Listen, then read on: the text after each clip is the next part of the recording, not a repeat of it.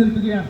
അതിന്റെ ഒരു ഉദാഹരണമാണ് കഴിഞ്ഞ ദിവസം രാത്രി 1:30 മണിയോട് കാലങ്ങളായി ഇവിടെ അറബ് മാടുകളെ കൊണ്ടുവന്ന് കച്ചവടം ചെയ്തിരുന്നവർ അവർ കൃത്യമായി അവരുടെ കച്ചവടം മുമ്പോട്ട് പോകുന്നത് വർഷങ്ങളായി. പക്ഷെ ഇന്നലെ രാത്രി സംഘപരിവാറിന്റെ ആൾക്കൂട്ടം മാരകായുധങ്ങളുമായി കൊണ്ടുവന്ന് ഓട്ടോയിലും ബൈക്കുകളിലും എത്തിയവർ കൃത്യമായി ആ കച്ചവടം ചെയ്യാൻ വന്നവരുടെ ആക്രമിക്കുകയാണ് ചെയ്തിരിക്കുന്നത്.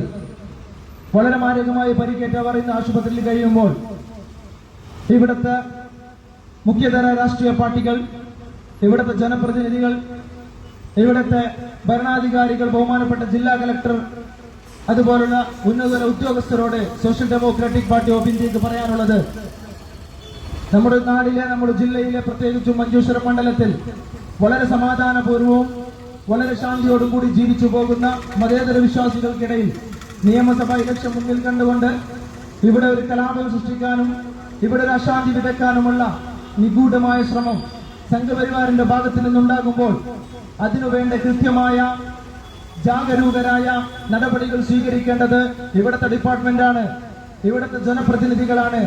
ഇതുപോലുള്ള അക്രമകാരികളെ, ഇതുപോലെയുള്ള സംഘപരിവാറിന്റെ ഗുണ്ടകളെ കൃത്യമായി നടപടിയെടുത്തുകൊണ്ട് ശക്തിയുക്തം നിങ്ങൾ നിയമപരമായി അവരെ തുറങ്കിലടച്ച് മറ്റുള്ളവർക്ക് പ്രചോദനവും അവർക്ക് ഒരു മെസ്സേജ് കൊടുക്കുന്ന രീതിയിലുള്ള നടപടി ഉണ്ടായിട്ടില്ല എങ്കിൽ വരും കാലങ്ങളിൽ മഞ്ചേശ്വരത്തിന്റെ മണ്ണ് വളരെ വലിയ കലുങ്കുശിതമായി പോകുമെന്ന് നമ്മൾ ഭയപ്പെടേണ്ടതുണ്ട്.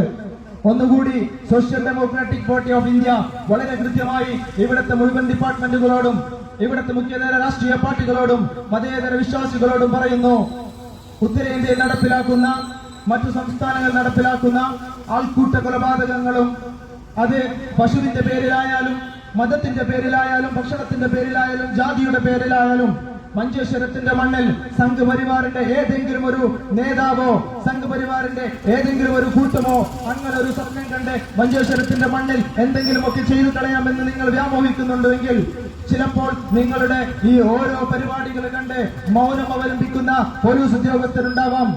ചിലപ്പോൾ വോട്ട് ബാങ്കുകൾ കണ്ട് ഇത് കണ്ണടച്ചു നിൽക്കുന്ന ചില ജനപ്രതിനിധികളും ഉണ്ടാവാം.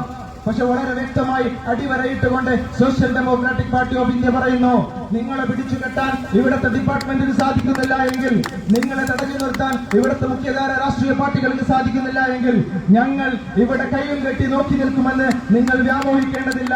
അത് ഇനി നിയമസഭാ ഇലക്ഷൻ അല്ല, ഇനി എന്തൊക്കെ മുന്നിൽ വരുന്നുണ്ടെങ്കിലും ഇവിടെ സംഘപരിവാറിന്റെ ആക്രമണങ്ങൾക്ക് മുമ്പിൽ മുട്ടിലിഴഞ്ഞു നിൽക്കാനോ നിങ്ങൾക്ക് മുമ്പിൽ കൈകെട്ടി മൗനമായി നിൽക്കാനോ ഞങ്ങൾ തയ്യാറാവുകയില്ല. നിങ്ങളെ പിടിച്ചു കെട്ടാൻ social democratic party of India വളരെ കൃത്യമായി വന്നിരിക്കും എന്ന് തന്നെയാണ് പറയാനുള്ളത്. ഈ നാടിന്റെ ശാന്തിയും ഈ നാടിന്റെ സമാധാനവും കാത്തു സൂക്ഷിക്കേണ്ടത്